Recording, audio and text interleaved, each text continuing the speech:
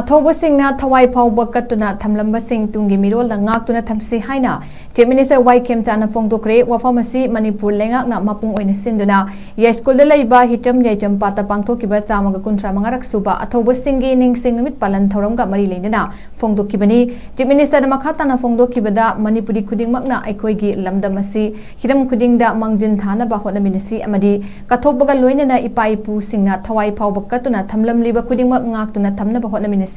lamdam asigi apun bagi saktam da singnarakpa political gi khudong chaba launa ba hotnarakpa amadi puwari semna ba hotnarakpa khudingmak wakhal tana wari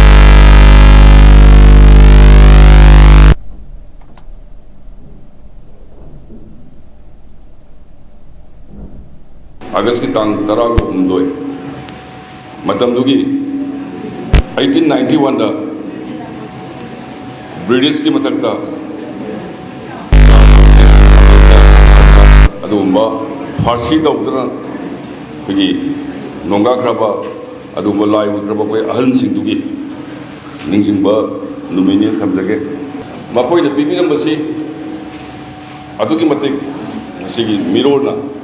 singtani ngai wai matam dugi koi lai koi kraba ahal sing haijabatai British ka lan thengna ki baad dasu prithivida maithiba leitaba tumba lebak adugi zawraba kingdom dugi lami singa oi pikraba iramdam singi allaman singuna maithigani khangna thawaina pontha hoidana marebak majati kanni khalam bagi wakhal duni ngasigi mirolna nijang bangthuibasi matam dugi ahan singa lai oigraba Manipur bu tak kaya da kalamba adu bahan sing hai jabatai awana sahi taret paisan duna sahi taret dak bagi dok thokiba awa sing bu tak thokiba punamak Manipur si tek ta kaidana maning makha tam balebak amoina lehumna ba ngasi mirolna thangiba nungaiba iramda Manipur gi geographical boundary mangak na thamamisi matam dugi ahan sinani matam dugi ahan singna jati bijati khaide sing tam khaide punamak konjalakanda amat tawina punjalaga Manipur si thengkhang kaya da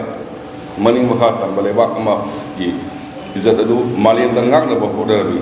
1891 gi mapan kang jebungda farsi torga hat ki budu pegi Jubraj Tikendrajit amadi thangal generally manglam satagi Manipur ki इतिहास दा Manipur kandana lakhi basingsi tohan da Manipur da khunda binari ba tanglu khudi mangna Manipur nga aga lakhi rajniti ki khudum chaba khara launa ba masa ki khudum chaba launa ba maramrakta Manipur to khaina ta haning bagi wa hege ngang ba yawasi masi yam laibak thibani masi tawida bani ai thamjage 2023 May gi tang ahum dagi thoki ba irang aduna iramda Manipur asida hangi ba seitheng asi amukta Manipur gi itihas da hangi da ba seitheng amani kalu amaga unaba yadaba kalu amaga sangnaba yadaba